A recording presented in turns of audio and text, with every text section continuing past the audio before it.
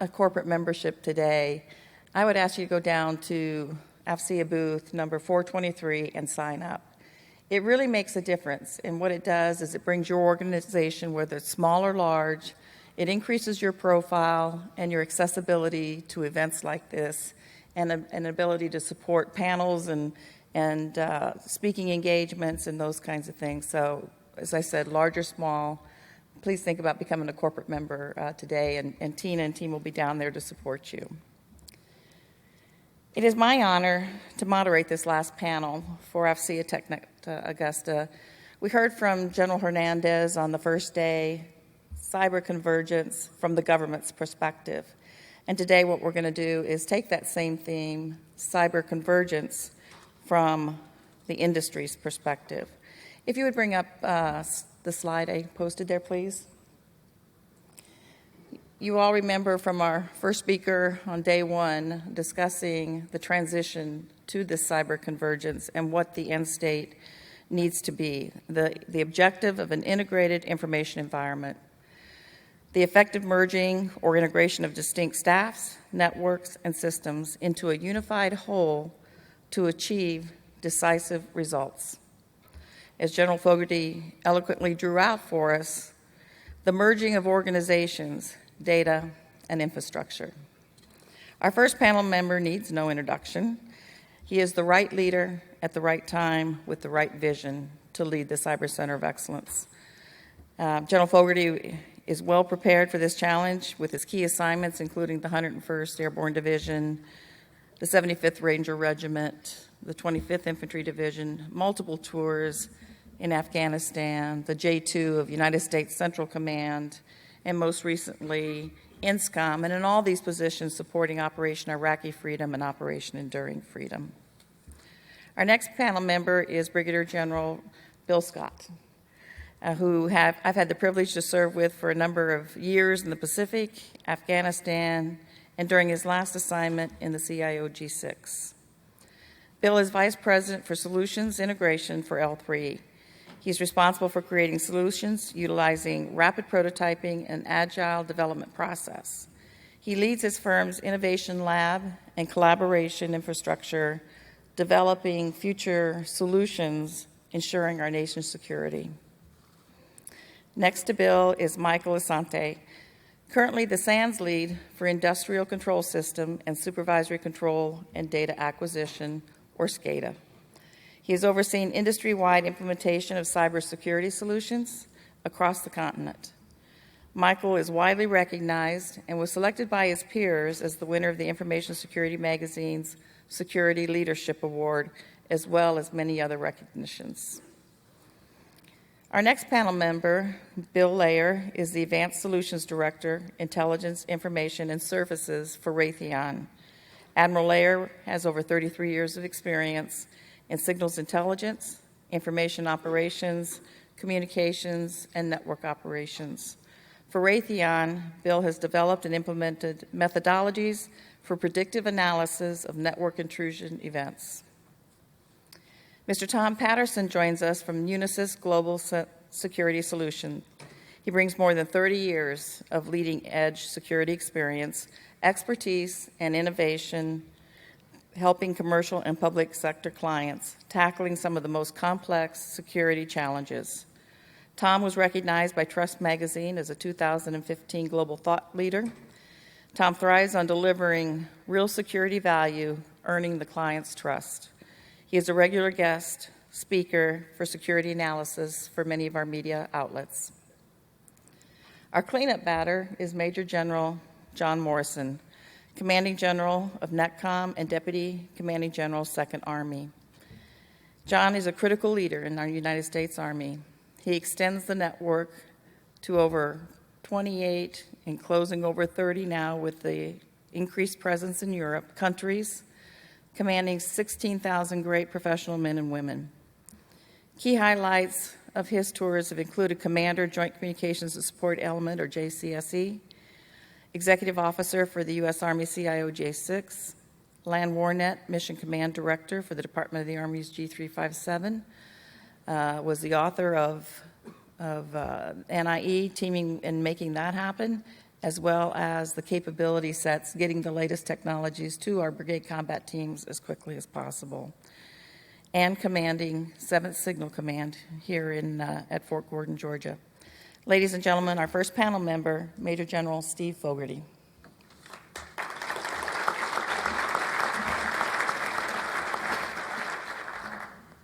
I'd like to echo General Lawrence's comments. I want to thank AFCEA for the fabulous conference that they've pulled together over the last 3 days.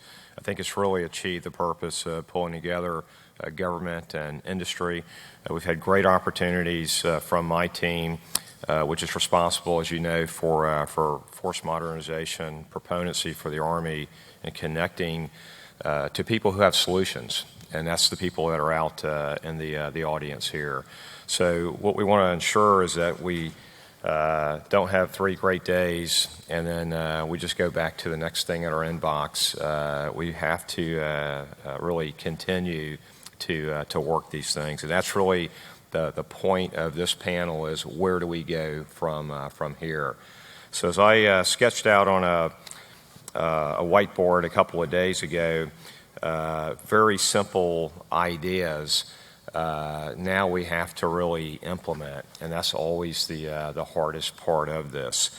And as we talked to General Perkins last week at the CUFR at Fort Eustis, one of the things we've said is, look, there are a million ways to get after the problem, but we're going to have to start settling down on that and getting after it.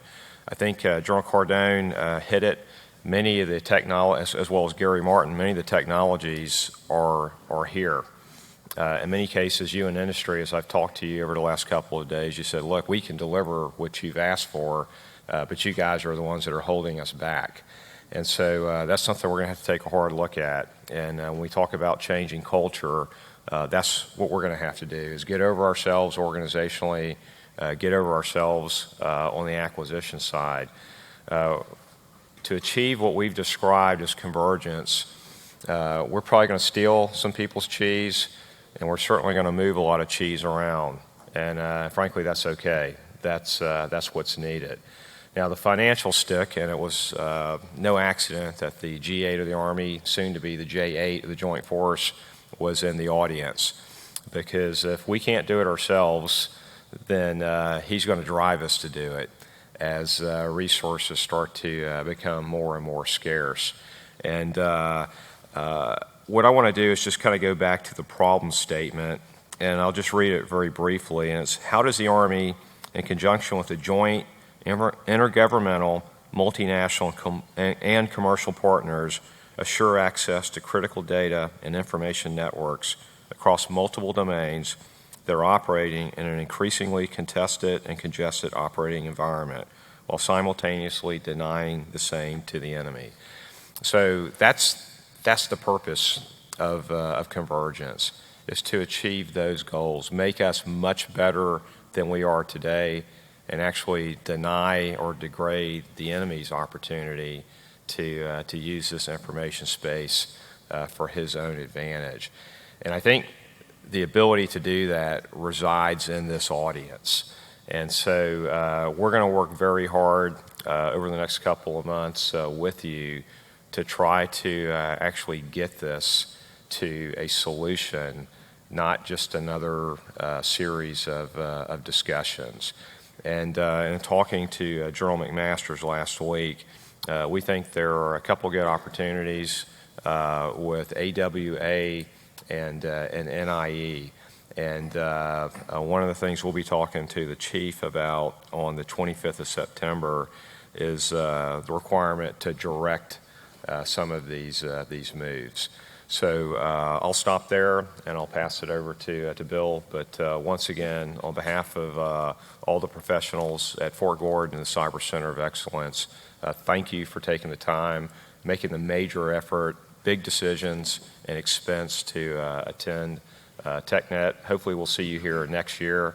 If there's anything we can do better, please don't hesitate to let me or my staff know. Thank you.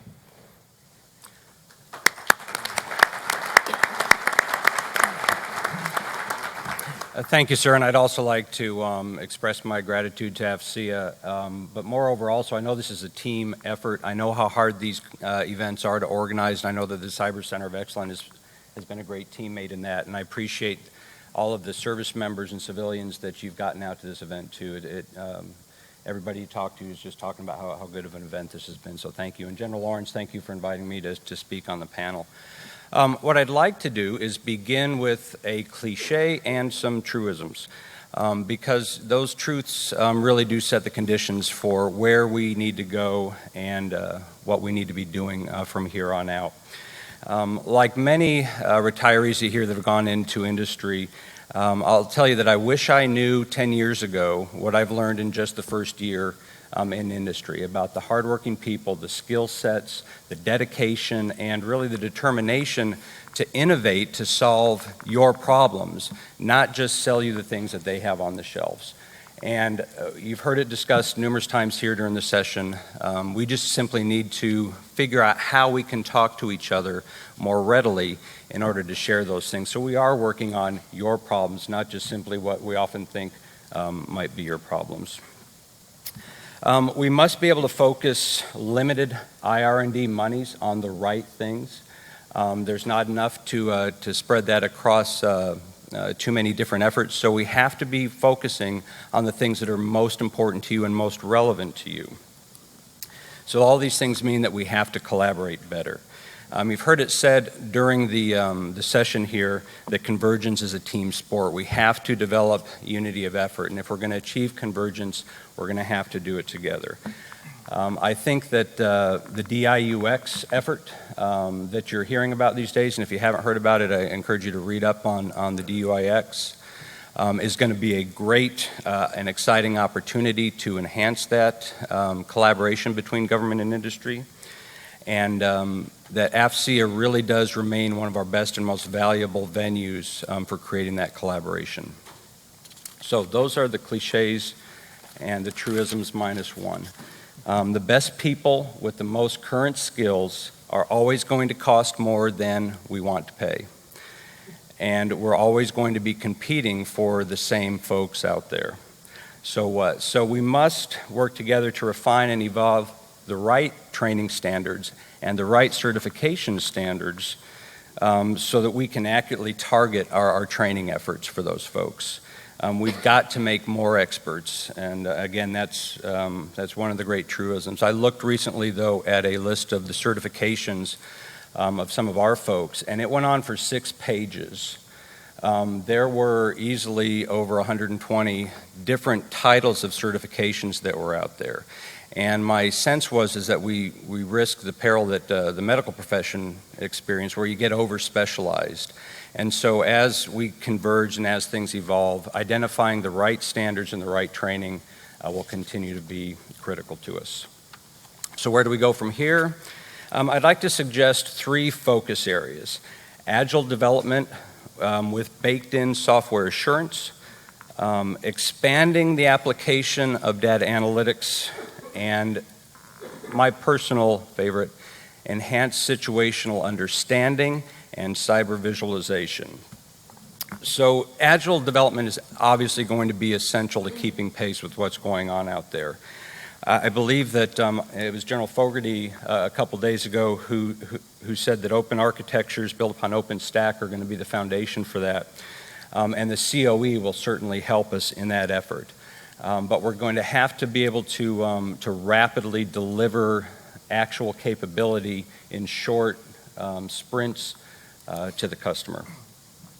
Data analytics, obviously a game changer, but it's a game changer on a level playing field. Our potential adversaries have access to that capability just as we do, so we're going to have to really stay ahead of them in that. And a lot of that has to do with how we're able to leverage and develop high-end data scientists, or at least our men and women with those skills and the understanding of what's the realm of the possible in data analytics, because they already get it. We just have to encourage them to learn the state-of-the-art methods and start to apply those for us. And you heard it said here during the week that we've got to be able to rapidly develop lightweight applications to get after our most immediate problems. So that goes back to the agile development combined with data analytics. And then finally, when you've done all that, you've got this great, and again, General Fogarty called it the corpus of data. As you consolidate your data, so you're not trying to analyze data across stovepipes, but you've got this great corpus of data that you're analyzing. How do you make sense of it? How do you make sense from all the sensors that are out there? And how do you create actionable, decisionable knowledge for the commander on that? I don't have all the answers, but again, what I'm recommending here is a focus area, and would certainly look forward to any questions on that as we go down the road. You can't control what you can't understand.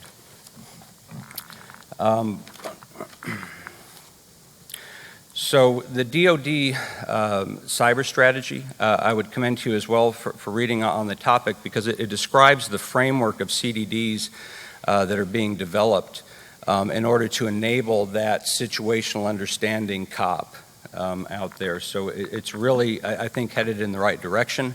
And as we converge mission command data with cyber data, that challenge is going to be ever present, and honestly, it's a fun area to work in. Two random thoughts that I'd like to offer. I am not an expert in the field, but my intuition tells me that IPv6, we stand the chance of really falling behind in some areas that we won't be able to catch up in, especially as you look at the Internet of Things. Some of the other countries out there are really moving ahead on that, and you're going to need that IP space to achieve some of the things. So the skill sets that go along with that, we stand a chance of falling behind in. And then finally, data sharing. Generating, and I'm reading from a DARPA slide here, but I think they phrased it best. Generating real solutions to real security threats requires current data collection of real traffic from real networks. And that's another maybe truism, that we always want to have data that we can apply our tools and capabilities to. Getting that is a matter, again, of that art of how we collaborate, but also developing trust. So iteratively working, sharing small amounts until you're comfortable seeing what the results are, I think is going to be crucial to the way ahead. And with that, I'm going to turn it over to my colleague, Mike Assante. Thanks, Bill. Appreciate it. I want to spend a little bit of time talking to you about the properties of convergence. And I want to talk to specifically as we chase convergence as a goal, but also we live with the reality of the market forces that convergence pushes back, or will be implications to how we defend our networks or how we operate in this environment. In particular, I was been working with former Navy Secretary Richard Danzig, and we were addressing a large international community of nuclear complex operators, so either power plant operators or folks involved in the fuel cycles around the world. And it was a very important discussion because convergence is changing and transforming how they do business, but adding all sorts of risks that weren't fully understood. And so real quickly, I'll summarize the four properties: concentration, communication, efficiency, and complexity. Let me spend a little bit of time talking about that. Some of these have incredible positive goals that we are hoping to obtain and achieve as we apply those properties to take advantage of them. Others represent interesting risks or dilemmas or implications that we have to deal with. When it comes to concentration, we're talking about the concentration of data, bringing it together in powerful ways to perform data analytics, but also we're talking about access, being able to gain centers of gravity, and then of course actions that before were not capable before convergence, but because we have converged systems, we are able to perform actions that we weren't before. If you think of the double-sided nature, or the double-sided sword of this, from an attacker perspective, those are wonderful properties. I love the idea of center of gravity, that there's a specific target that I want to get access to, that by getting access to, I can manipulate data across different platforms, came from different areas, and allows me a freedom of action. I want to give you some specific examples of where that implication is something that we need to understand. Of course, communications, interconnectedness. A colleague of mine always said IP looks for interconnectedness, that it will happen, and it does. We're currently taking advantage of that, sharing network infrastructures and backbones. In many cases, they're smart business decisions. But at the end of the day, these shared network backbone resources also become major susceptibility points. We're struggling with that today in applications from even the car. If you think about recent security research around CAN bus architectures within inside of vehicles and architecture decisions that entertainment systems would take advantage of common buses that also are connected with drive safety systems, in particular braking systems and those types of things. And we're dealing with that in aircraft. Certain aircraft have actually transformed to take advantage, mostly because of regulatory drivers. It's difficult to certify components on aircraft, very costly to do so. Why not take advantage of the bus that exists within the network, within the aircraft itself? So communications is a big property. Complexity is probably not a goal of ours, but it's something we're going to have to deal with, both complexity and what I call abstraction. When we converge systems, they become very complex for even the system owners to understand how they're operating, and importantly, those influences in one system and how that propagates into the larger system or cross systems. And abstraction, I've certainly watched operators who before completely understood how the systems on, let's say, a subsystem or on a ship, and now today we still understand the mechanical systems and the process on the ships, but the software-driven aspect are black boxes, even to the operating crews of these vessels or platforms. And it is to even the folks that design and implement the systems, other than the actual coders that maybe did a subcomponent of that system. So there's a layer of complexity and abstraction we have to deal with. And then finally, efficiency. Convergence loves to find efficiencies. That's why we drive towards it, and efficiency is a powerful force. Our goal is typically to remove error. And in removing error, sometimes that translates into removing people. And we remove people from the loop because we want to gain speeds and efficiencies, and we want to reduce errors. And we've done this in industrial applications and military applications. And in many cases, that's the right thing to do.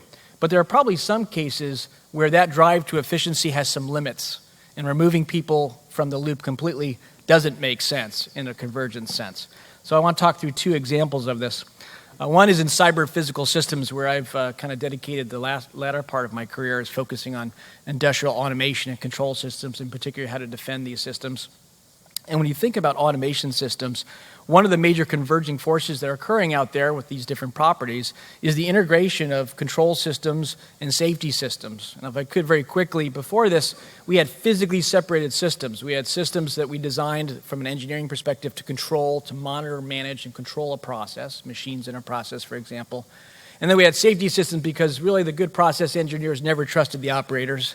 And they were their adversaries, so to speak, and said, you know what, we're going to design separate off-system safety systems. If we meet these conditions, it'll automatically shut down the process in a safe manner, because operators make mistakes and we do have probabilistic failures in the system. And so we designed towards that, but we designed towards probabilistic failures. Unfortunately, we never put a requirement on the designing board for engineering that said intelligent adversaries that can cause threats to the system. It just was never in the engineering basis. Therefore, a very strong trend in the world is the convergence, taking advantage of common network backbones of control systems and safety systems. So once before they used to be physically separated, now they're only logically or functionally separated. One has a mission of monitoring and shutting down the system. It has to communicate to the control system, but it shares a common network or backbone in today's world. You can't even buy certain systems that aren't converged. The problem is, before this, it was infinitely more complex to cause physical disruption or physical damage in some of these processes because you could not necessarily get access to the safety system. You had to make all sorts of assumptions when you're trying to drive towards an effect.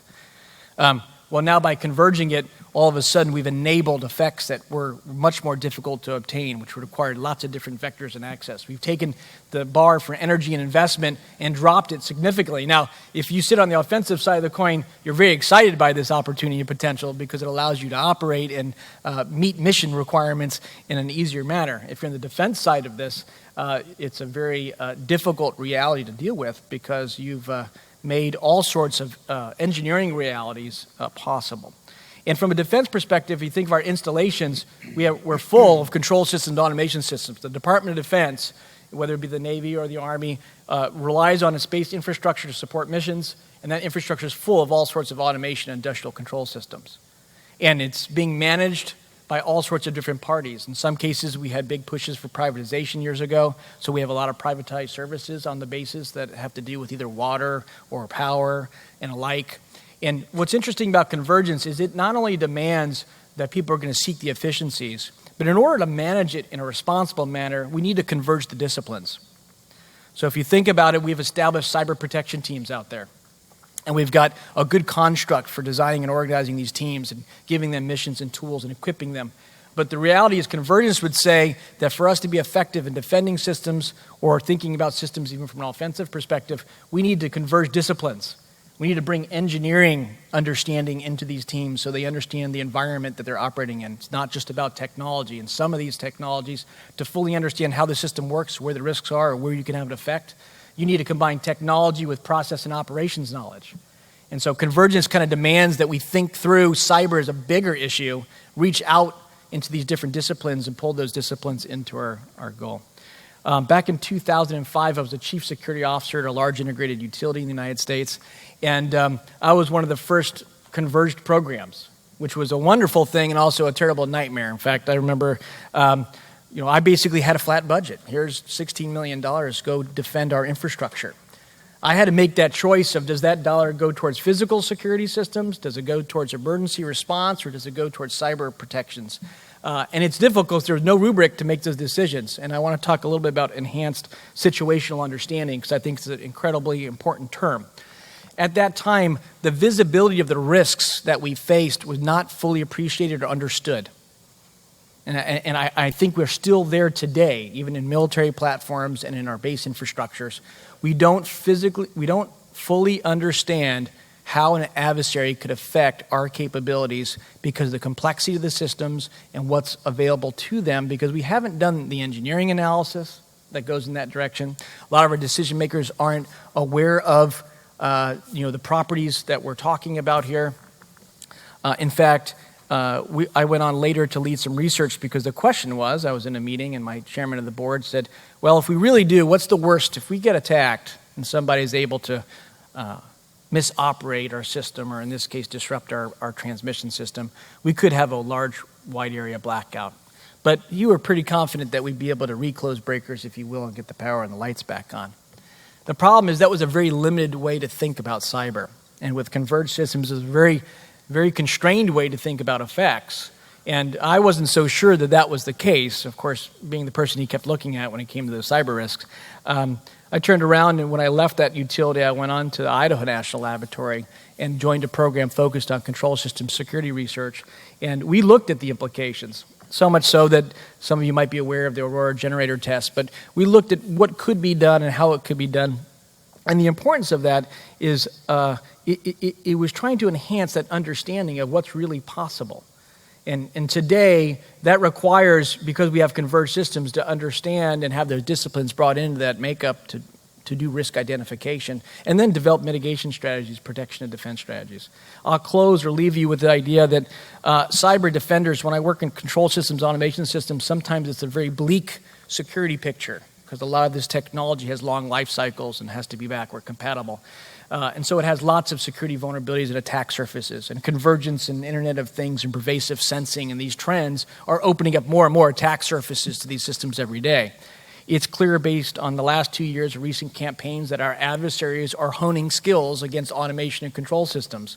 In fact, recent Russian-related campaigns include Havocs and Black Energy 2 and 3 have demonstrated that they're thinking about this in a holistic manner. They're perfecting delivery techniques to overcome the very simple perimeter protections we put around control systems and delivering their capabilities directly into the heart of these systems. The issue that we're going to have to deal with is this new reality. These will become contested territories. Can you defend these systems? Many of the engineers don't work very closely with IT security folks and would say, keep these folks out. And the answer is, not only no on basic security controls, but no on active defense techniques. And this is a limitation. We have to drive past it. We need to train against it. We need to understand how these technologies work and bring these disciplines in. I'll turn it over to RADM Leigher. Well, good morning. Let me echo the thanks. This has just been a top-shelf event for networking, for renewing acquaintances, and learning a lot of new ideas. And AFCEA, you guys have just executed this superbly.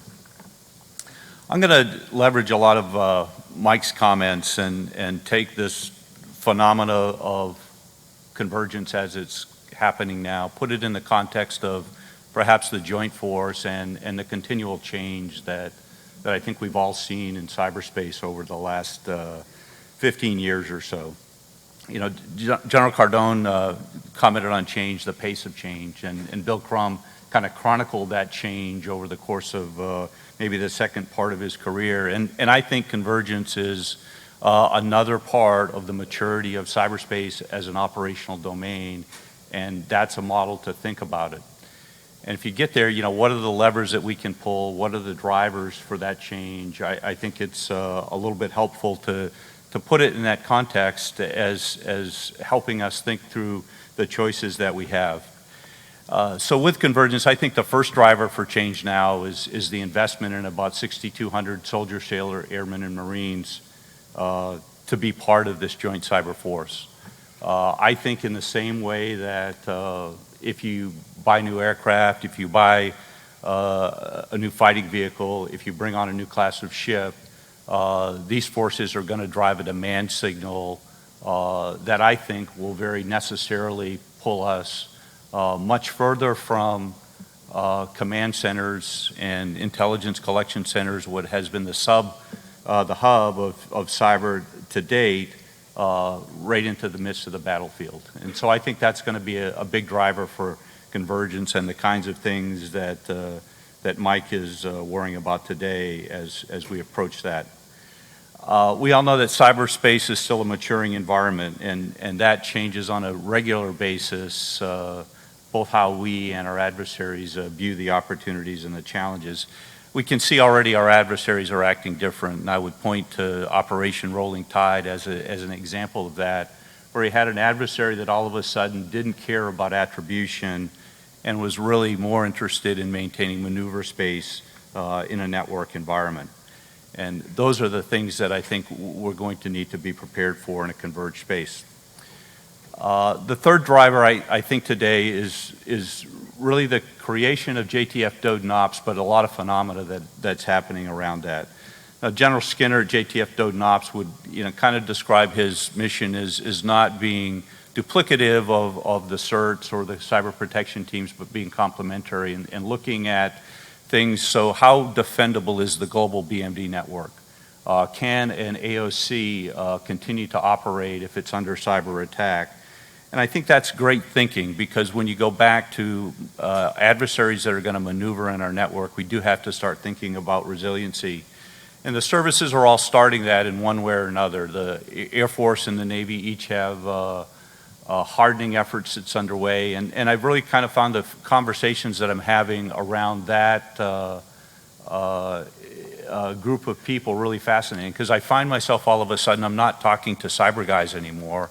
I'm talking to naval architects, and I'm talking to aeronautical engineers who are really great engineers, but they grew up thinking about how do I make a ship a little bit more stable? How do I get 1% more of power out of a jet engine? And cyber was the furthest thing for their mind, and all of a sudden they've been told the system that they built over the last several decades is vulnerable to attack. And that's the place where I think it's going to drive us to thinking about convergence between electronic warfare, the RF spectrum, and cyber in the place that we defend and the place that we fight. That spectrum is the lifeblood of all of our forces, both for what we need to do in the space that we have to defend. Because every antenna, whether it's a radar or a communications antenna or a GPS antenna, every maintenance port or diagnostic USB port on a piece of military equipment, every data link, they're all accesses either for a place that we have to defend or potential place that we can go to carry out our offensive capabilities. The offense, as we always say, mirrors the defense in cyber, and I think that so all of these things that we worry about as vulnerabilities can also be looked at as advantages. And I think we need to think about this as we carry forth the cyber mission to our adversaries. I think all of us with any experience would say, yeah, it's really hard to do that Patch Tuesday thing across a set of equipment that we're responsible for. I don't think our adversaries are any better there. I think our adversaries are probably more likely to take shortcuts when it comes to industrial design, systems design, and system integration. And I think we need to think about that as we're going through there. So those same potential things that we would worry about having to defend a data link or a communications port become just as important to think about how we develop our cyber force and the skills that we give the individuals that we're training today. I think a lot of these will be delivered in an environment that will demand excellence, not just in cyber, but excellence in understanding how to manipulate the RF in the EW environment. I think it's going to differ from EW, though, that EW still tends to favor power to disrupt an RF signal, and I think cyber gives us an opportunity to look at processors and software and their interface with systems. So this goes back around to what it is that we need to think about developing, and I think we're at a point where convergence will have us think about not cyber as a mission, and I use that word kind of deliberately in thinking about how cyber has developed today, but cyber capabilities and cyber that it is a box that does a thing much the same way that we might think about a JDAM or a Tomahawk, that is maybe single-purposed, but is very effective for what it does in either the offensive or the defensive space. I think that's, again, a natural thing when you think about the probability that the cyber troops will migrate toward the edge of the battlefield. They're going to need equipment, they're going to need capabilities that COCOMs and JTF commanders understand, that are tangible and that are measurable when they're used.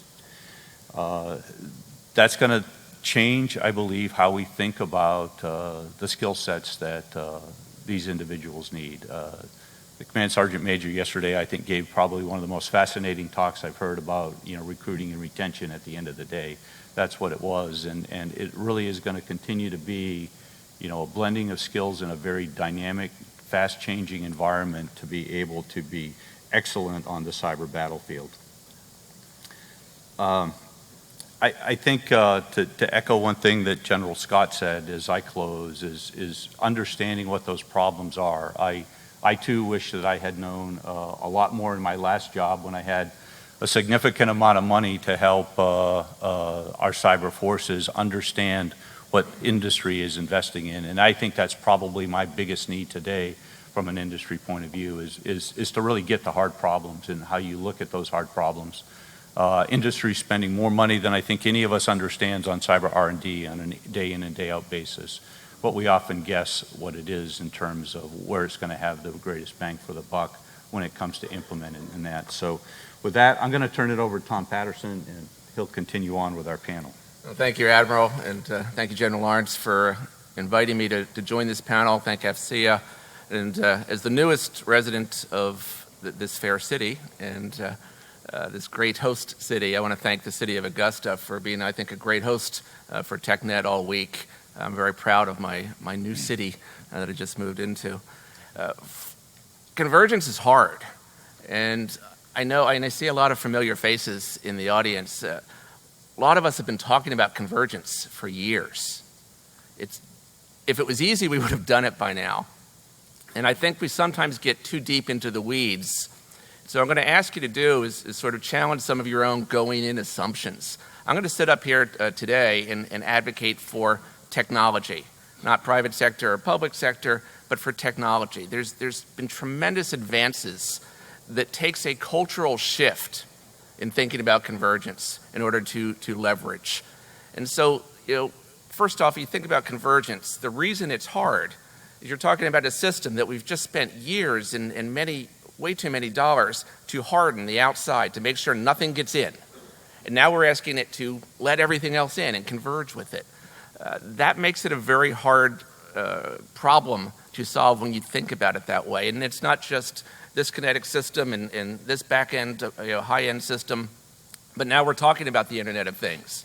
We're talking about our cars and our planes and our trains. We're talking about pacemakers and things. All that now has to be factored in. We now add in supply chains. The DIB and their suppliers and their suppliers. All that is part of what we're converging. And if we think about it as we have these hard shells around all our important assets, and we're going to somehow make them all play together, that just fails as a concept when you start talking about you have to incorporate every Starbucks in the world as well. So what I ask you to do today is suspend some of your going-in assumptions and try and think about things a different way. Assume that the bad guys are already in your networks. Assume that your hard shell, and I use an analogy of an M&M when I use slides, that the hard shell has a crack in it somewhere. And with convergence, you're asking us to drill little extra holes in there so that other official people can get in. That's just inviting even more complicated problems. So if you start with a going-in assumption that our systems are not, our security systems are not secure, and that by converging them there's going to be more problems, that we need to rethink the culture, which is why I think TechNet and focusing on convergence is such a great opportunity, because this is where the real leaders are. This is where the change can drive from the top and spread down. So instead of building higher walls around all of our systems, and then another group over here saying, now connect the dots, instead we can have people thinking about a different way. And this is where I think technology is really coming to the rescue. You know, we had someone mention, Jim Scott mentioned IPv6. A great tool. It's so much more than lots of numbers. It's actually a new way to look at the packets that are going to be what we use to converge. But if you don't embrace what it brings us, then you're losing the battle. So one of the things that's available now, it's just a couple years old, is the concept of microsegmentation. So instead of having big walls and then having, you know, you can get in and you can't get in, this whole new technology group, which is only a couple years old, allows you to microsegment so that this little piece of the puzzle can be secured for this group over here, but not for that group over there. This technology is now inexpensive, easy to deploy. It's built into IPv6. It's built into IPsec, so you don't even have to spend a lot of money to deploy it. Building around the concept of microsegmentation instead of higher walls facilitates things like programs around convergence. So that's one cultural shift that has to happen from the top. The next is the concept of identity-based security. We will never scale to a DoD-sized mission just on its own, let alone now the converged ecosystem with every Starbucks in the world, unless we switch away from having this device has this number, and we have to give it a bunch of rules that says it's allowed to talk to that device with that number. What's happening is those rules are overwhelming us. We've got entire career paths just to maintaining the old rules in those old machines. That is not a system that scales. But again, technology to the rescue, identity-based security is a real thing now in the commercial world. It's able to deploy, and there's no limit to how it can scale. So if you start to rethink, well, we'll have lots of little segments, and we'll have identity-based. So General Morrison can reach this device when he needs to, whether he's in a skiff or whether he's in a Starbucks. That's a much easier way to think about a way to make convergence actually work on the other end. The ecosystems are getting very widespread. And the longer we debate, the harder the problem gets. Because you watch what comes out of Silicon Valley, there's a new gizmo and gadget every single moment. And you talked about CAN bus, one of my personal pet peeves. The CAN bus is what's in all of our cars. And it was designed to make the radio play in your car, and it does that really well. The problem is, when someone wanted to make a self-driving car, they said, oh, let's plug into the CAN bus. So now the same rules that control the radio are the same rules remotely accessible that control the steering wheel and the accelerator. That's a bad design concept, and it's only going to get worse as we start talking about our military vehicles. We start talking about transportation. We talk about weapon systems. Those same old concepts need to be brought into the future.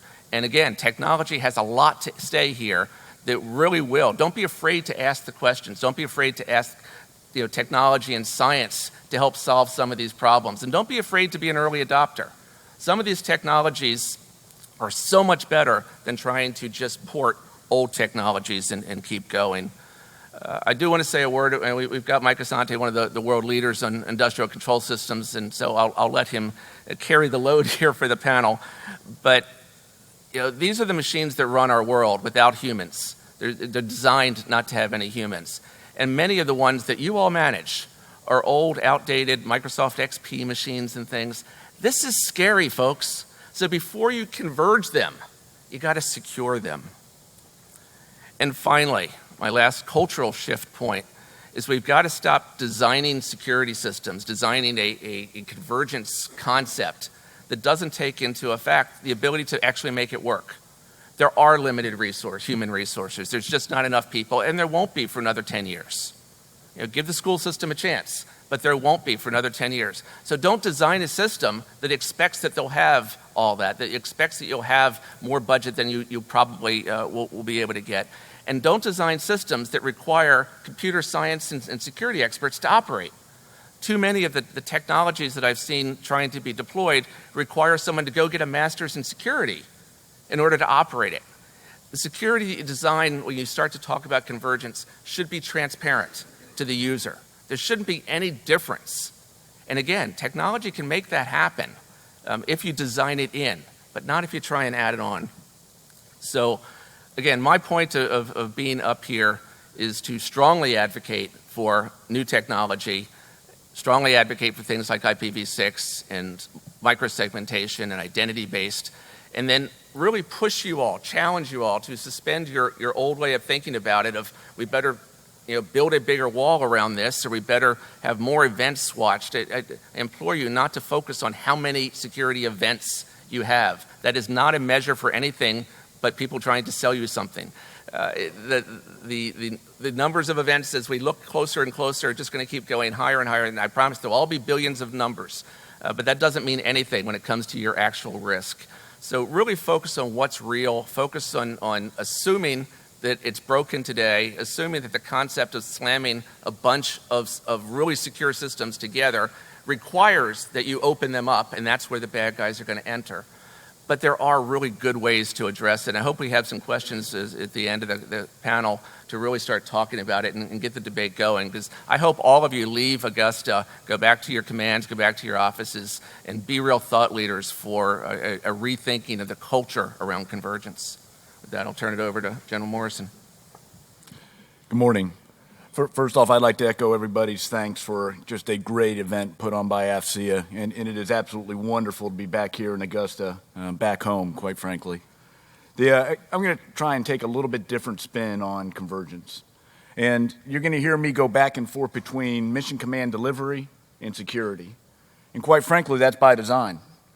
Because what we're finding now is we move towards convergence, something that we've been talking about for many, many years. Quite frankly, when I was in Land Warnet Mission Command, the whole job was to converge things into an integrated architecture. We have been talking about it for a long, long time. But I think we're at a unique time in our history, some of it being pushed by some of our fiscal challenges, that we really can start getting after it, because I think we're going to be forced to get after true convergence. But there's a couple different components to it that we've got to really work our way through. You heard the term efficiencies a lot and the challenges that come with efficiencies. But in the end, if convergence doesn't make us more effective and it just makes us more efficient, then we failed. We've got to balance mission effectiveness with efficiencies. And that is one of the key goals of convergence. There's also an element of convergence that we really haven't talked about, and that's integration. You saw General Fogarty's chart, and it shows you the TOC, and it shows the convergence inside that TOC and how disciplines start moving on to common platforms and unified cloud and data. I would submit to you that's horizontal integration. But there's a key piece of that we also need to account for, and that's vertical integration. Unlike any other time in our history, you're watching the strategic and the tactical worlds collapse into one. It literally is unprecedented. So over the course of the last year, we supported, I forget how many named operations now, 7, 8, 9, multiples. But what you're seeing are net ops and net defense capabilities staying at home. And very, very small footprints going forward, and stuff from a regional cyber center actually providing the overwatch for tactical units that are in contact. Very limited net ops and net defense capabilities are going forward. And so this blending of the strategic and the tactical worlds, I submit to you, is going to continue. Mainly because the folks that we support, those maneuver commanders, want the same level of service and capability, whether they're at home station or deployed. Some of that we've gotten them used to after years of spending times on forward operating bases. But the reality of it is that that's the expectation. And so that blending, that integration that's vertical is something that we all need to be very, very mindful of as we move this forward. You're also seeing a convergence of capabilities. And that sort of gets after that horizontal chart that General Fogarty showed you. But what it's forcing us to do is really take a look at how we're training our soldiers, how we're training our civilians.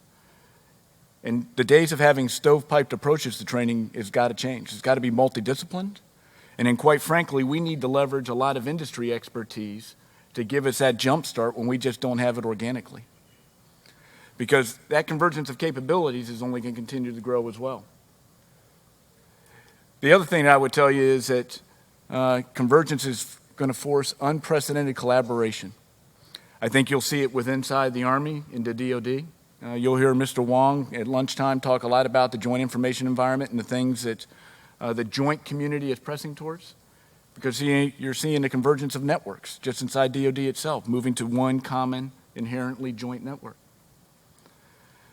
But that collaboration is going to be absolutely critical.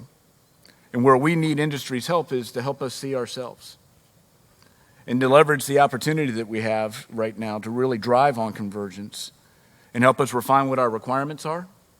Because sometimes, quite frankly, we're throwing a dart up on the wall and we'll sit there and say we need 256 kilobits when we don't even know what we're really talking about. So helping us refine our requirements, leveraging your expertise so that we can look deeper is going to be absolutely critical as we move forward. We also need help with integrating and really moving away from one-off solutions. I would submit to you, you heard OpenStack, you heard the common operating environment, but the days of proprietary one-offs are over. It's simply unaffordable. And quite frankly, it's not how anybody in this room operates, and it can't be how the Department of the Army and the Department of Defense operates. We've got to move towards a common architecture and common standards so we can rapidly spin in capabilities.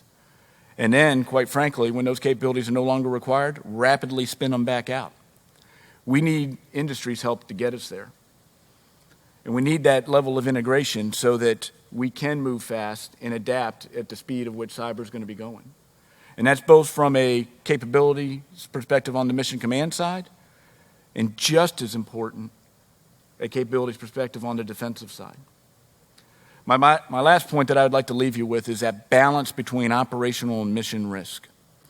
Cybersecurity needs to be baked into everything that we do now. It can't be something that we bolt on at the end. And quite frankly, we're still in that stage where we're reactive in cybersecurity capabilities as opposed to proactive. We've got to build it in on the front side so that we're looking forward and it's inherent in everything that we do, so that we can make the smart choices between operational risk, that risk that we're imposing on operations in its totality, and then specific mission risk. Lots of opportunities as we move through these challenging times. But I'll tell you, it's forums like this and teamwork between industry and the Department of the Army that are going to help us move forward smartly. And I think we do have all the right components in place to move towards convergence at an unprecedented rate. Thank you very much, and I look forward to your questions.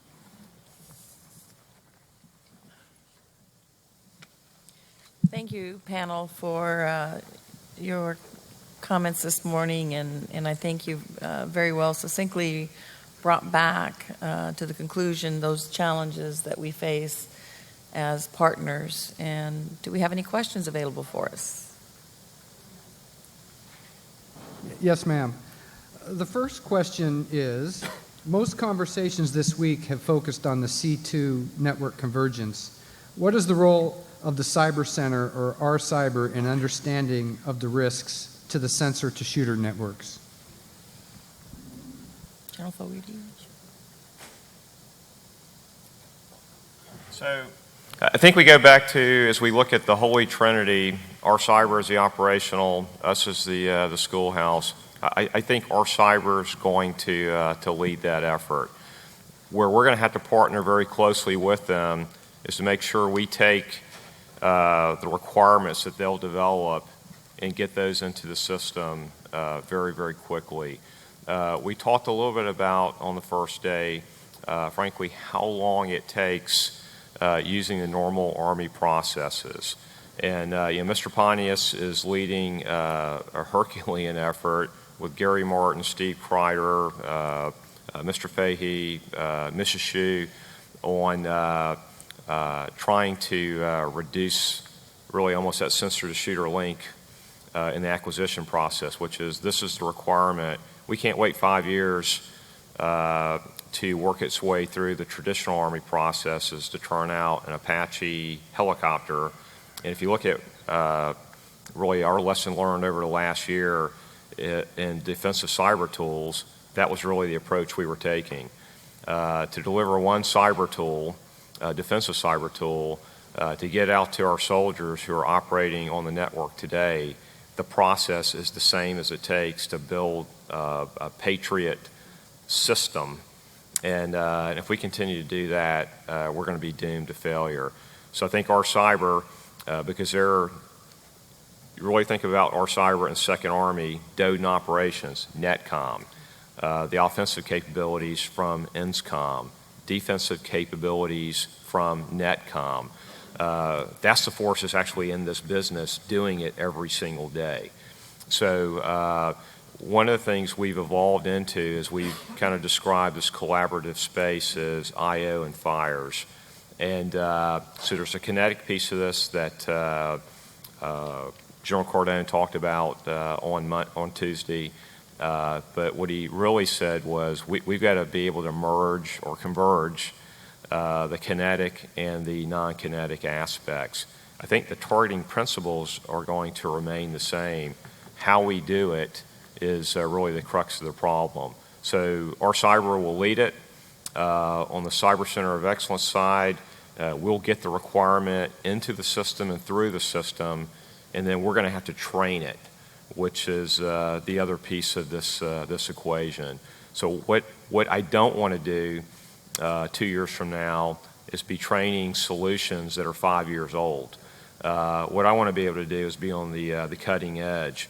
And again, if you go back to really a convergence that the Army has created by putting the operational headquarters down at Fort Gordon, co-located with the schoolhouse, we think that sensor-to-shooter link is going to be compressed significantly, where people that are operating today can literally walk across to the schoolhouse and explain exactly what's happened, what they did that worked, what they did that didn't work, and actually have the students completely ready to go when they leave the classroom.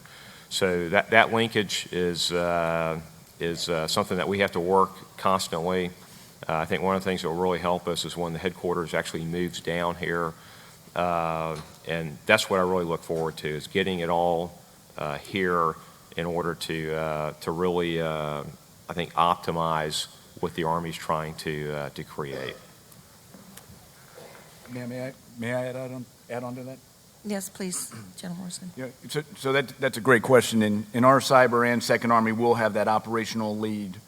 But when you think about DODN ops, I take you back to the comment that I made that we've got an unprecedented collapse of strategic and tactical networks ongoing right now. And in all fairness and candor, we weren't prepared for how rapid that collapse was actually getting ready to happen. And so we're working through very quickly on how do we provide that kind of overwatch all the way down to the sensor and shooter. And we're doing it from regional cyber centers where we're taking all the capabilities that exist on the enterprise side of the house and figuring out what we can overlay onto the tactical network and provide that level of visibility to maneuver commander who's operating across, in many cases, multiple countries, so that they've got the same level of awareness that at the tactical edge that I've got at the enterprise edge. And so we've got to work through that portion of it. The other thing I would sit there and submit to you is we're going to need a new training model as we work our way through this. It's not going to be the standard, you go through the institution and you walk out and you're certified. It's going to be continuous. New capabilities are going to be spun in. We're going to have to adapt our training model so that we can rapidly get folks spun up on capabilities as they emerge. And that's linkage with the Cyber Center of Excellence that we're going to need to continue to pursue.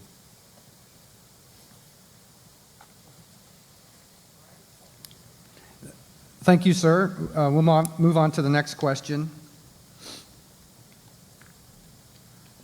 open data standards and open architecture have become standard lexicon by government. What's the industry view of the value of open, but also the risk of open? Are there other technological alternatives that we haven't considered?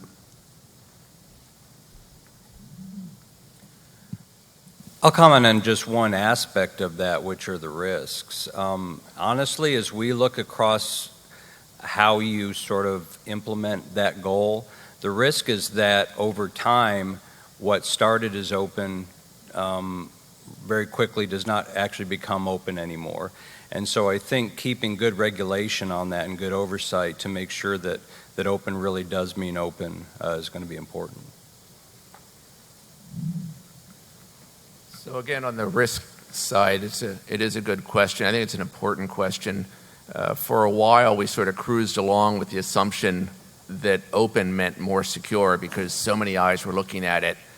Somebody would find any weakness and just in their spare time fix it up. And I think the Heartbleed weakness that was exploited a couple of years ago proved that that's a significant fallacy.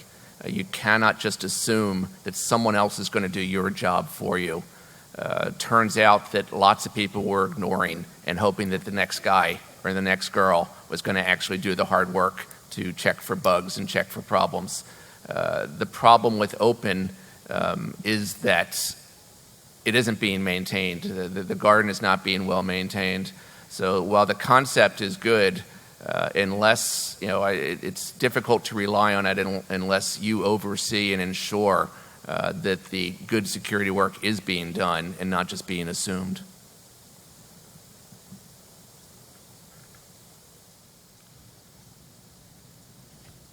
Okay, sir, thank you.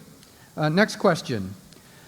America's history documents times when industry made huge sacrifices to provide ingenious capabilities ensuring the overall health and prosperity of our nation.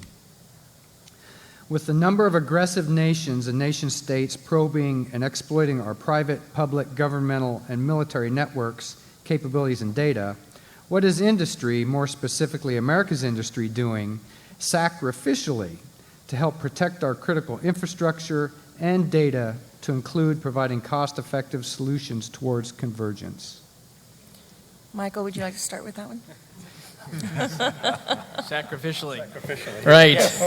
Well, talking to many CFOs, sacrificially isn't necessarily the first thing in the lexicon. But I do think that over the last 5 years in particular, we've seen a greater recognition on the part of critical infrastructure providers in particular that they hold a unique responsibility to the communities they serve and to the larger, to the nation.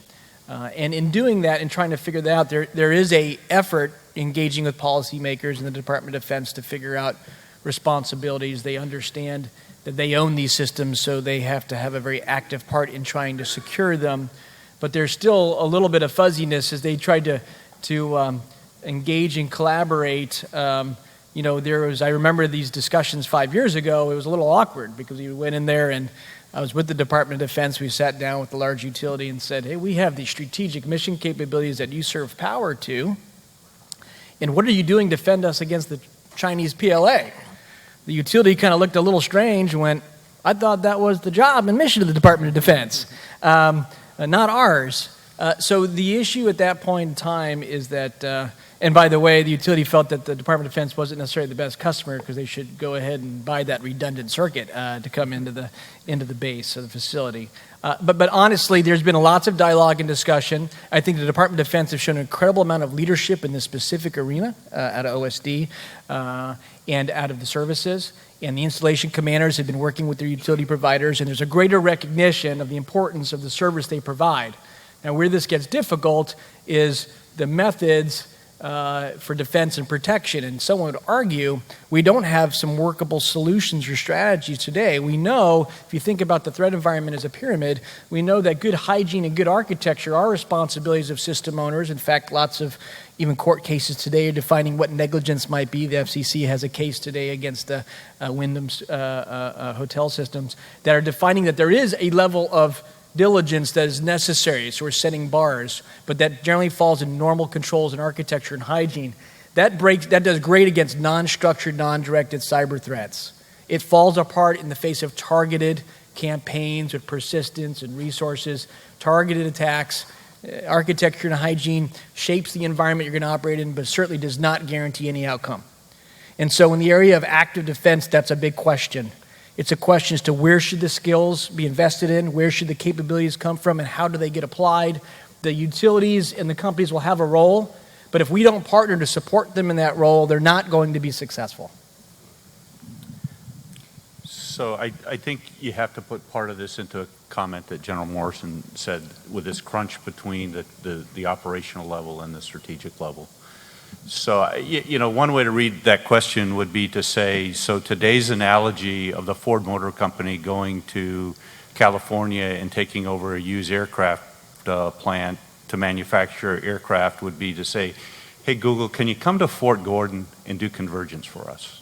And I have a really difficult time kind of imagining that scenario in the way that we thought about that in a very industrial-based scenario, and figure out what the analogy would be today. And I think you see parts of it. You see, certainly the short amount of time that Secretary Carter spent at Stanford, Silicon Valley, has shaped his thinking about how we might innovate better and look toward those things. We've heard a lot about how do we get speed to capability, and I think there are some things industry did there. But I think it's a really hard place in an information age-based society to find those things that you would want to overlay and say that's the same kind of analogy that we had during World War II. So it's probably going to look for some surgical examples instead of some pretty broad industrial-based examples of where those things could come. But I don't think you'd find any hesitancy on the companies that I'm working with on a regular basis to stand up and say, yeah, we think that we've got something to add there, and would certainly bend as far as you ask them to bend to be able to go help a soldier, sailor, airman, or Marine do their mission. And while I was not authorized by my boss to come here and make any specific sacrifices, I would offer a couple of thoughts. First is that information sharing, incident sharing, cyber intel sharing amongst industry is probably an example of a type of sacrifice that is palatable and affordable. Culturally, we're still breaking out of the mold of just wanting to not talk about what's happened in our network so much. The DIB encourages that. So I would say that continuing to share information across industry is a type of sacrifice that could be made. And then, going back to the premise there of when we were seen, sacrificing so much as a nation, I think the other thing that went hand in hand with sacrifice is really just values-based determination and dedication, of the American people. And I think that certainly there should remain an expectation that all of your industry partners, keep that values-based determination, be doing the right things for the right reasons. Let me just add, I think on a little bit of a positive note there, I spend a lot of my time with CEOs of critical infrastructure companies outside the DIB. The power companies, the banking companies, the transportation companies. There's a lot of patriotism that runs through those executive offices. And when you frame the question properly, I found great interest in helping to do the right thing. Now, they've got boards to answer to, and a lot of them are public companies, and they've got stockholders to answer to. But the desire to do the right thing has been there. We've had companies that have definitely made sacrifices in order to protect not just them, but their patch of the critical infrastructure in their region.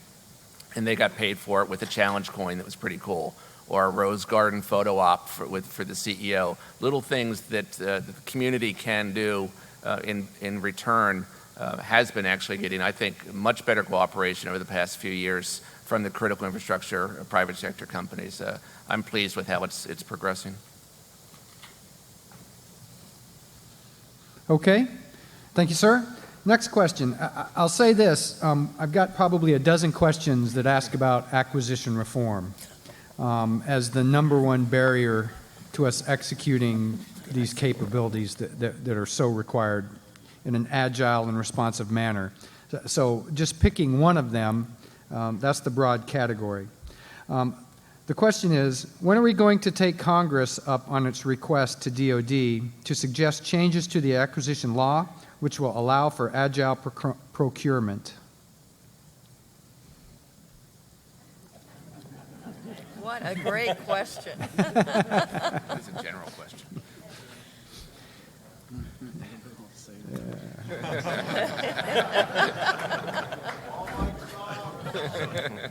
Okay. I got to find another one real quick. General Fogarty wants to take that one. Yeah, actually, I will grab that one. I think we're actually seeing a lot of work. There's certainly a lot of discussion in the forums that I sit in. I think it's kind of like convergence. Everyone knows it has to be done. I think that most people believe that this space, this domain, is an area that people, I think, intuitively understand that you have to be at net speed in order to stay up with this. So I think within the Army, there's been a lot of efforts over about the last 6 months to organize ourselves better. To be honest, there's been some arm wrestling, and I think that's natural. It's a new, really impetus. There's going to be some friction. We're going to work our way through this. I've sat through updates to the chief over the last 3 quarters where it just continues to evolve into something that I think is going to be much more streamlined. But it's not going to be easy, and it's not going to happen overnight. And I think we've got to have some quick wins to bolster confidence, to actually show that we can manage the money that we're entrusted with responsibly, and we're going to be able to turn these things out. And it's interesting when you go out to industry or you go out to academia. We were at Georgia Tech about a month ago, and they shared business cases with us from commercial companies and frankly government partners. And I think everyone is struggling with the same thing. It's certainly more on the government side, but I think there's some mechanisms that frankly seem to me to be rational. I think within the Army, people are playing pretty well together. They understand they have to do this. I think General O really put pressure on. It's one of the things that I assume we're going to work with the new chief, General Milley,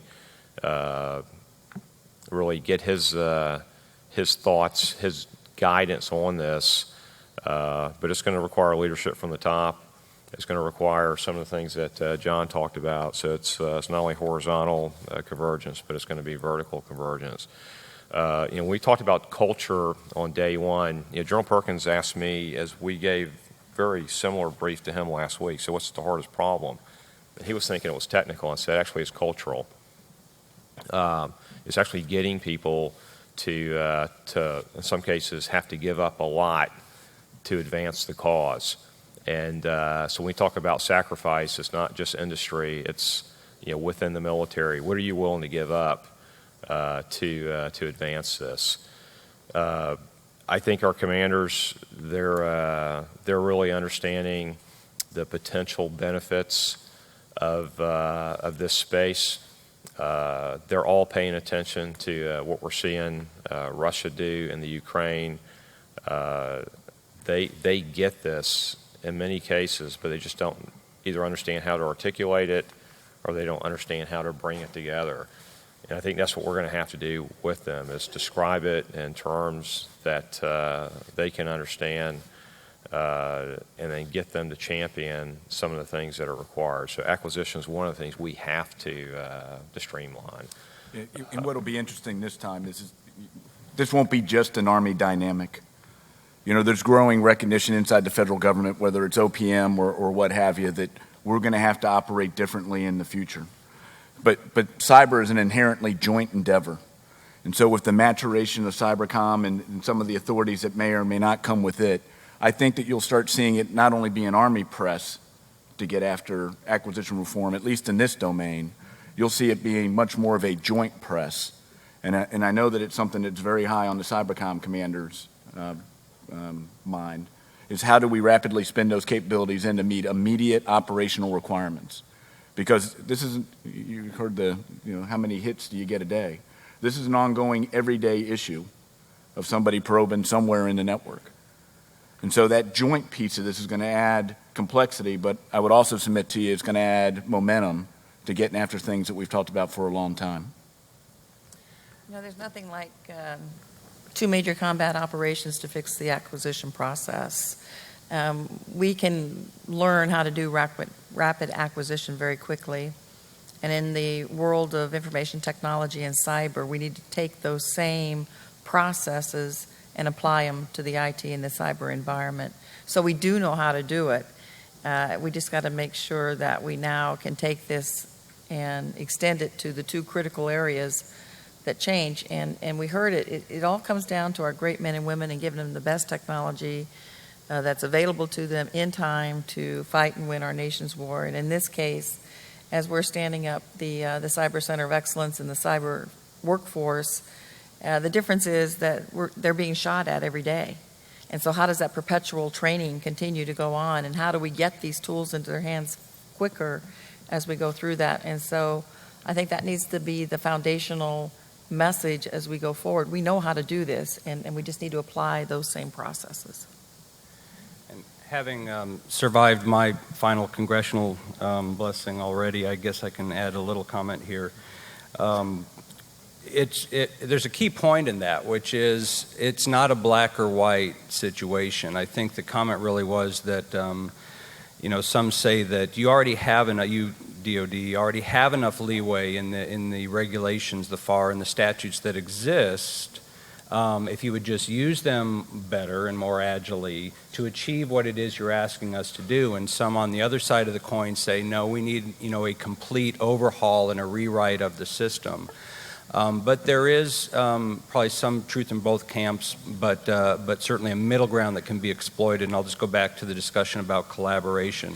The more that we can have discussions about, hey, this little tweak might help us in the way we read it, we think it's possible, bounce that off each other, industry and government, we can probably continue to get some value from that middle ground that does exist. And so for the more junior leaders that are in here, you have to have a true understanding of what the FAR says and doesn't say, and the statutes say and don't say. And while that is not exactly fascinating reading and is about yay thick, spending some time to be truly informed about what is in there will go a long way in that effort. Okay. Thank you, sir. This will be the last question.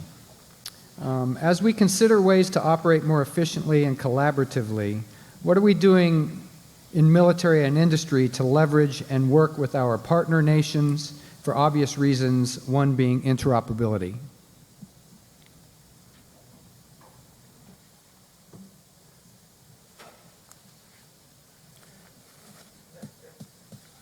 I'm only hesitating because I don't want to appear to be hogging the mic. I would just put up one challenge in that arena. We work both with international and U.S. DoD, and the biggest challenge that we have really is sharing technologies. And so what we find ourselves doing often is developing something with a foreign flavor to it that we try to approximate to the legal extent possible those things that we provide to DoD. So I would just, I don't know if that's a solution or an answer to it, but I'll tell you that's one dynamic is understanding ITAR restrictions and those sorts of things and being able to work agilely within those to enable either partners that we have today or partners that we're likely to have, if you can make that guess properly. So I think this is probably the place in particular that we're furthest behind and need to put the most both intellectual thought and technical capability against. General Scott mentioned, the import-export relations that we have, but we tend to find ways to do that around other things. So, we sell very high-end military equipment through FMS cases to our close allies, but in some cases it's very difficult to share a virus signature.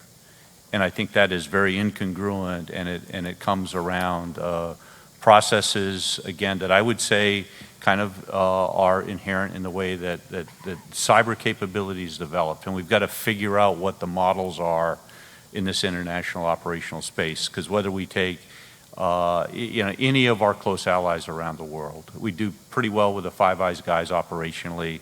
The Navy would tell you that we're not going to go to war in the South China Sea without the Japanese, but it's a very difficult ally. So I sat on a panel last week, and it was a kind of a think tank asking for those things, and that was probably the second highest scored thing, is how we work in the international area, specifically with information sharing and what needs to change in that to do. It may be something that AFCEA wants to tackle as a really kind of focused area that just is a long-standing problem.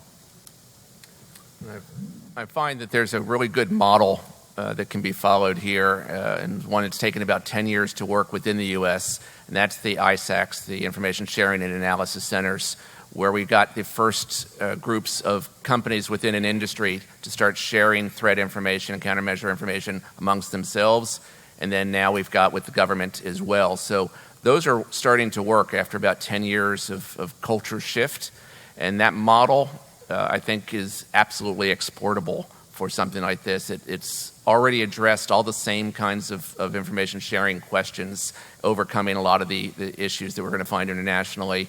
And there's a lot to be learned from the DIB ISAC and the FS ISAC and some of the other ones that are really advanced healthcare and energy that could really, I think, if AFCEA is going to address it, bringing some of those thoughts into the discussion would be beneficial.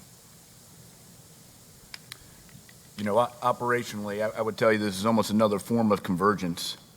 There is not going to be an operation that we conduct. It's not going to have coalition and partner nations as a part of it. And in all candor, it's not going to be just the Five Eyes. Sometimes you're not going to know who your partner nations are until an operation actually starts.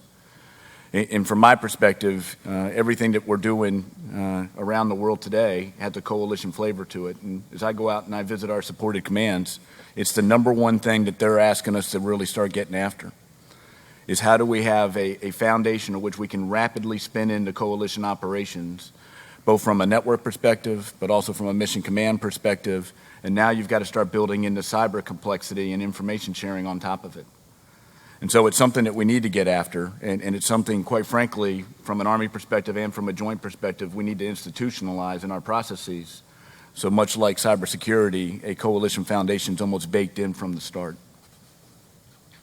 We need industry help in this also. We need a software-defined solution.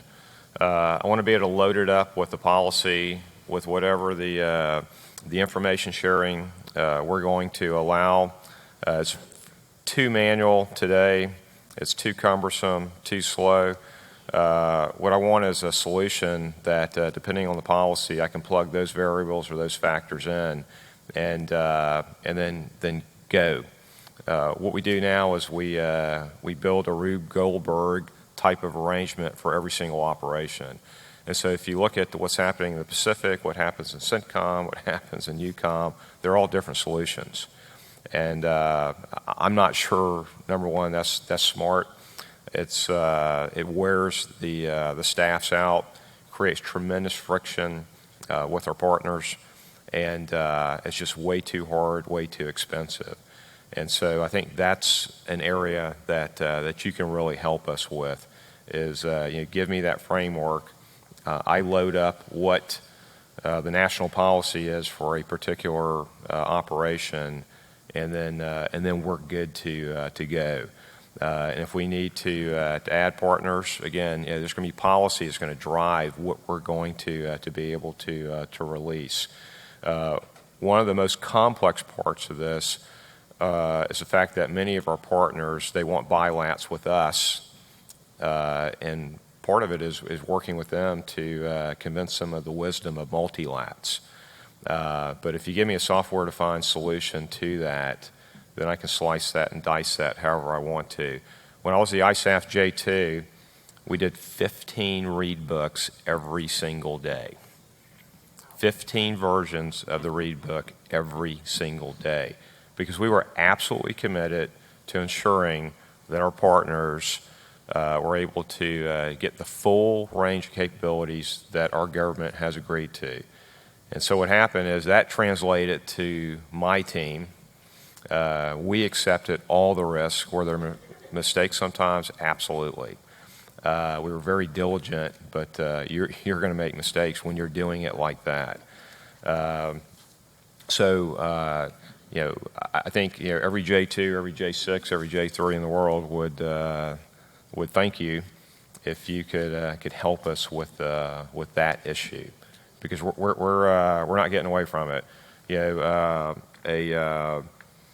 A mission partner environment, that's a requirement. So when I draw or show my slide and I show that skiff, the first question that normally comes out is, okay, how do we get our partners into that? And we can do it because we've worked this thing very, very diligently, but it's much harder than it needs to be. And so if you could help us with that, that would be a huge win. Okay, thank you very much. That was our final question for the panel. Please hold your applause as we welcome Lieutenant General Bob Wood back to the stage to thank the panel on behalf of AFCEA and our audience. Ladies and gentlemen, let's give them our thanks.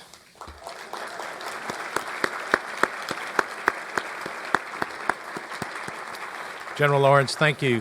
Thank you very much for bringing this panel together, discussing a range of topics. And it sounded like a bunch of taskers for AFCEA, and I took good notes. I could just imagine I was flashing right away on a DC-based conference with our coalition partners talking about everything that Convergence described here on this panel. I know it would be something my staff is shuddering in the back. I apologize, but there's no doubt that the challenges you put forward are not just for AFCEA, but they're for our military and for our force. I really found it interesting when we talked through the variety of convergence solutions we've dealt with here. We heard from General Morrison the strategic and tactical level of operations converging. No doubt we heard from General Fogarty earlier about the cultural and institutional aspects of convergence. And thank you to our industry panelists today as they describe technology and the challenges of convergence in technologies. So it's enough complexity to keep us pretty fired up for the rest of the day, and I want you to do that as you take off for a couple good things we have in front of us. We have a networking break now on the exhibit floor. That's going to go till 12:30 because we're back in here for lunch today at 12:30.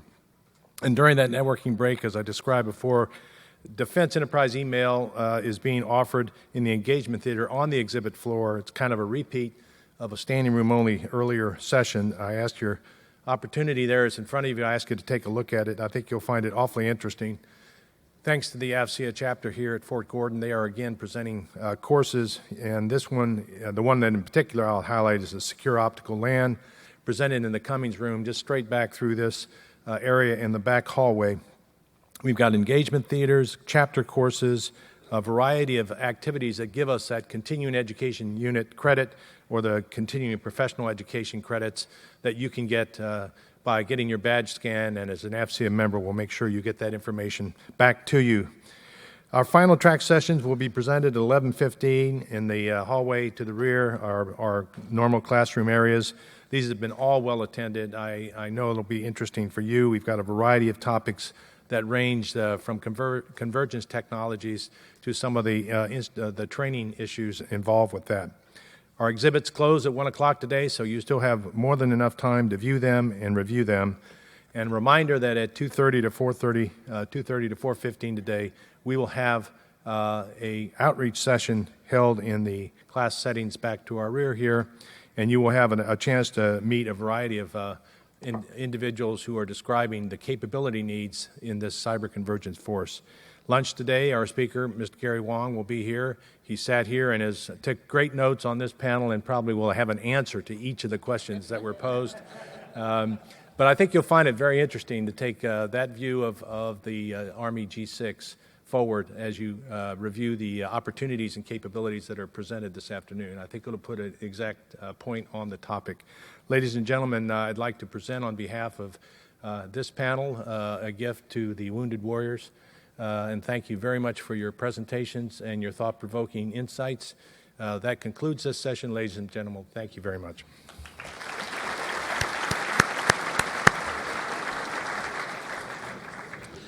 Ladies and gentlemen, thank you for attending this morning's panel. Please clear the room quickly so that the catering staff may prepare for today's luncheon, and have a great day.